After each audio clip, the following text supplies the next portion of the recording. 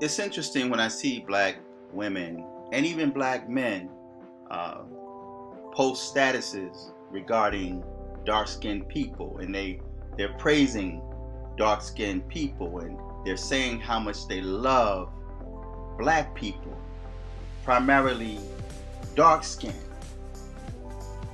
But what's interesting about that is most or all of those people, especially the so-called black females, when they speak of loving the dark skin and not being ashamed of their dark skin, they always end up marrying a white, close to white, or a foreigner that's not black and that's not dark skinned. They prefer to have light-skinned or half-white children. If they do have dark-skinned children, primarily young black boys, they tend to despise their dark-skinned children more than they do their lighter-skinned children. I find that to be hypocritical.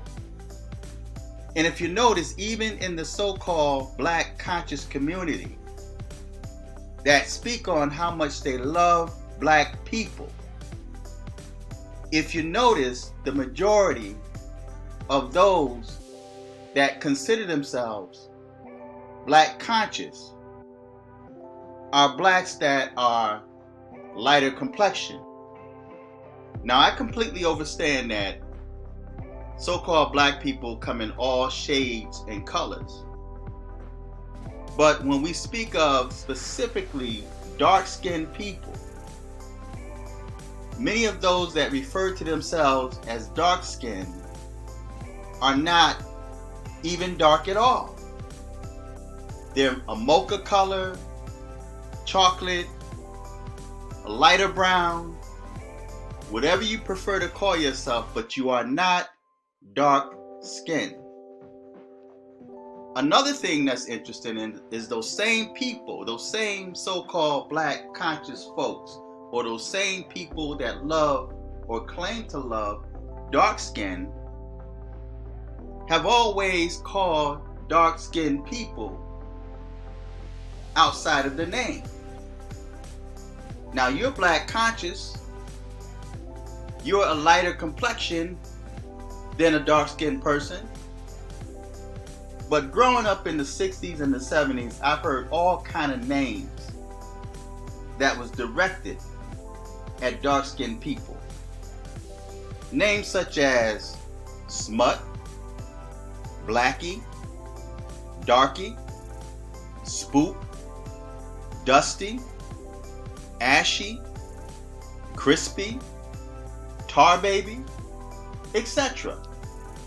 And these are coming from the so-called black conscious people, or the people that claim to love black people. Now, usually, if you were to type in thug or black thug, the bulk of what you would see is dark-skinned black males. You may see a couple of lighter hued black males, but the majority would be dark-skinned dudes. If you think back in school when you were bullied, and the ones that you feared the most, it was the dark-skinned dudes. Those were the thugs. Those were the drug dealers, the gangbangers. Now, I completely understand that you had different races of gang violence, but we're talking about black people. So, dark-skinned black men have developed the image of being criminals that would be quick to snatch a woman's purse, that would be quick to rape a white woman, and when she see him, she would clench her purse. These are darker skinned black men. but they felt a lot more comfortable with the lighter skinned black people. See, colorism has always been around, even in the 60s when I was coming up. So, but when we refer to or look at dark-skinned black women, we tend not to see the beauty in that dark-skinned woman. We may say she's beautiful, but she's earned the reputation of being loud, being violent, being ratchet, aggressive, and masculine. It's like this image that you see on the screen. This is the image of the so-called dark-skinned black woman. The lighter-hued black woman is more calm, more feminine. Although we have quite a few ratchet black women that are of all shades of blackness. So I think it's hypocritical when dark-skinned people or so-called black conscious people promote blackness, primarily dark-skinned, but yet refuse to have black children, dark-skinned black children. I recall this young man when he found out his girlfriend was pregnant. He was like not dark-skinned, he was like a brown complexion, but his girlfriend was dark. And he got teased. His so-called friends were saying to him that his child was gonna come out black as shit or black as hell. So they're comparing an innocent infant of being black as hell or black as shit just because of the fact that their mother is a dark-skinned black woman. So many times when we look at someone as being dark-skinned, they're not really dark. They're a lighter shade of brown. But dark-skinned people are the most distrust, and they earn a bad reputation. And many of them, because of the fact that they've been teased most of their lives, and because of the fact that they dislike their blackness, then they lash out on others that they may feel look better and lighter than themselves. And like I said, if you think back in time when you were in school, it was the dark-skinned dude that you always had issues with. He was the troublemaker. In most cases, the troublemaker in school was a dark-skinned dude. And that all stemmed from the hatred that was instilled in him within his own family, coming from his own mother, and lack of father being there. Because then he questions, why is my dad is not here? And then you have the mom that don't like the father, so she takes her hatred out on the son and talk about how she can't stand his black ass, right? So much of that self-hatred comes from the womb. But many of these people that claim to love black people, primarily dark-skinned, are the same people that's quick to, and I'm speaking of black females, dye their skin, wear weave, flowing weave down their back. Now, when I came up in the 60s, you have black women that always criticize white women, always refer to their hair as dog hair. And if their man happened to have a string of white person's hair on his shoulder, she like frown, you got this white woman's, who's been in your car? And it could have just been someone that flew in the air or something, whatever reason, however he got that on him, because he may work around white people all day, right? But they criticize it. But now we're living in a time where it's coming out that the reason why they criticize these white women is because they envy these white women. They envied the white woman's skin. They envied the white woman's hair, and now they're trying to bleach their skin. Mainly Africans. A lot of Africans, if you go into a lot of African stores, you will see them selling so much skin lightening cream to try to get rid of their blackness, their darkness, because they were conditioned to hate themselves. But it's interesting that, and to me it's hypocritical, when you see so-called black conscious people claim they love black people but are quick to criticize dark-skinned people. And like I said, even in the Nation of Islam, if you look at the Nation of Islam, the majority of members of the Nation of Islam that I've noticed personally are light-skinned. Look at the leaders of the Nation of Islam. Louis Farrakhan, even Elijah Muhammad himself. They're all just about white. Now you may have a couple of dark-skinned dudes that rose up the ranks and became speakers, and those are the more radical ones. And they'll end up losing their life in most cases. But I think it's hypocritical for black people to claim that they love black people, but yet hate their dark-skinned children, refuse to give birth, black women refuse to give birth to dark-skinned children, and usually date lighter-skinned dudes or dudes that's outside of their race because they feel that they don't get enough love from their own men. They criticize their own men to date outside of their race, but they claim to love their blackness. Especially these black females that would date outside their race. They believe in swirling, they promote swirling, they talk about how defeated the black man is. But then they will make a video talking about, I'm sporting my natural hair. But wait a minute. That's hypocritical to me, because you claim to love your naturalness, your blackness, but yet you reject blackness, criticize blackness to date whiteness. And you committed your whole YouTube channel to swirling, promoting and messaging to other black women that they should do the same thing.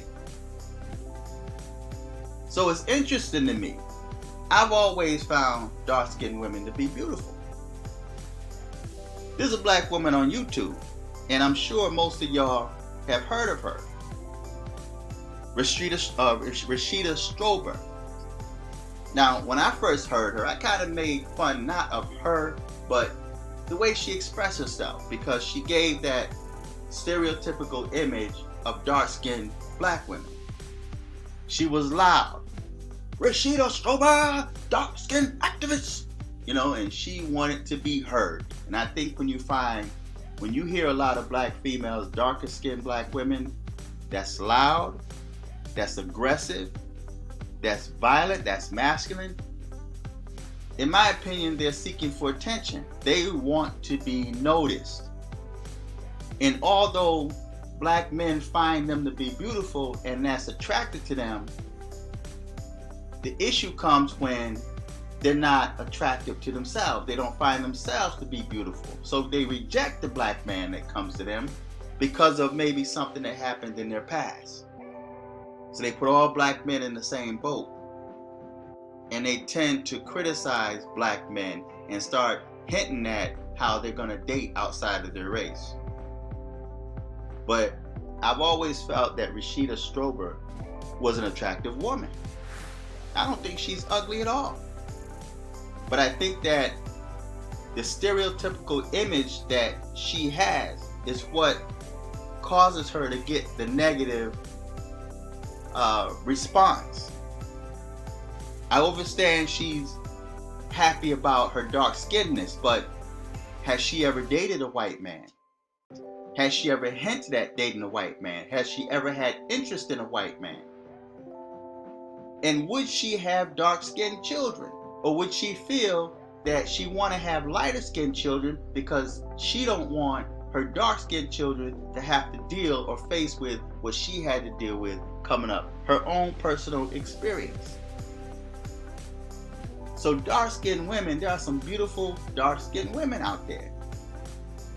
And in many cases, because we live in a cruel world, and people can be extremely cruel and evil and mean, and they say mean things. And if you're not strong enough within yourself, if you don't have a strong mind, you will fall prey to that, and you would begin to produce fruit of the seed that they planted within you. They plant a seed of ugliness and unacceptance, and you water that seed and cause that seed to grow in your attitude and in the way you deal with the world. So when you look in the mirror, you see ugliness, but then you would have a black man comes along and say, "You're beautiful," and you can't accept that. You don't believe that, and you think he's saying that just to get inside your pants. You think he just want to use you for sex and then leave you to the curb high and dry as a single parent mom. And if you pay close attention, that's happening across the board, and not just with black men. Even watching the show Paternity Court, there are so many white females and white males that would stand there and would admit that I didn't grow up with my father. I don't know who my father is. So white people, people of all races and nationalities, have the same experience that black people have. But black people, many of us were just fed that seed of hatred, of self-hate, where you would be quick to go out and buy your daughter a lighter skinned doll. When I take my granddaughter to the store, I'm always encouraging to buy the darker skinned doll, because society is a lot stronger than my voice, because she goes to school, she sees how blacks treat each other, she sees how the black girls treat the white girls versus how she treats the black girls. It's in cartoons, on television. So she's being flooded in the media. She's being flooded with white beauty. So she's got a lot to have to deal with in life just to be able to see goodness and beauty in herself. And it annoys me, and I didn't mean to go here, but it annoys me when I hear black females say that they're going natural and they want their kinky hair. They love their kinky hair. Listen, let me explain something to you. When I grew up, I used to see these commercials that's promoting white hair care products. And they always showed video images, which a lot of black people really didn't pay no mind to that, because they were under the idea that they were the only ones that had kinky hair. But if you look at these commercials, I think one was No More Tears. I don't know if that was a black product or a white product, but they had a little white girl on there when they were combing this white girl's hair, and it was kinky. They were trying to get the kinks out of her hair. Yes, black women have thicker hair. The darkest skinned women have thicker hair. It's a part of that melanin, that richness that's within you. So your hair is going to be thicker. Not kinky, not nappy. Just thick. And usually when you have thicker hair, there's certain combs that will go through the thicker hair. And like white women, and like any other race of women, you're going to have kinks. You ever see white people that allow their hair to kink up and become dreads? In most cases, it looks nasty. But they're sporting a black hairstyle, a Jamaican hairstyle, the locks. that belongs to you. But instead, you were conditioned, and a lot of the condition comes from yourself. You were conditioned to hate yourself. But yet other people love you indirectly. Because if you look at, they steal in your culture, the way you dress, the kinkiness of your hair, they tan their skin to look like you. And then even though they tan their skin, you have some white people that would tell you, but I don't want to get that dark. I don't want to get too dark. What's too dark? The point is, you're tanning your skin. You don't like yourself. So black people aren't the only ones that have self-hate. There's a lot of white people that have self-hate. But I just think it's hypocritical blackness when you call yourself conscious, or you claim to be a dark-skinned activist. And I'm not, this is no shots at Rashida Strober, and I'm just speaking in general. But if you're an activist for dark-skinned people and you are making posts on Twitter and Facebook and YouTube, talk about how you love darkness and how beautiful darkness, but yet you're wearing white hair care products to make yourself look white, to make your hair look, flowing. And it's so annoying when I see black females they let their hair hang in their eyes and keep throwing it back like they're white. Or they try to bleach their skin, or they use filters on Facebook to make yourself look white with all these little flowers around your head and a nose like a dog, a red nose, but yet you lighten your skin. To me, that's a sign. And what man would want to be with a woman that hates herself? Unless, of course, he wants to control her. And I think in many cases, that's why you see so many cases where women, primarily women, but primarily black women, are abused, because you open yourself up to abuse when a man sees you have no kind of respect or love for yourself. Whenever you step outside the house, you should be at your most beautiful self. Allow that beautiful spirit to shine within you. Let your whole being just glow. You don't have to hate yourself because you don't look like an Asian woman or an Arab woman or a Brazilian woman. And black women aren't the only ones that's being made to feel that self-hate. Black men deal with that all the time. But we know we have a strong mind to be able to push that to the side. We don't allow that to disturb us in many cases. So just thought I'd make this quick video because I see stuff on Facebook and Twitter and YouTube of black consciousness talking about how much they love black people and dark skin, and you have dark skinned women, and many of these females that think they're dark skinned, they're not dark at all. They're not dark, they're just a different shade of brown. So feedback, tell me what you think, subscribe, click on the Cash App button, and donate to this channel. Until next time, I'm fearless.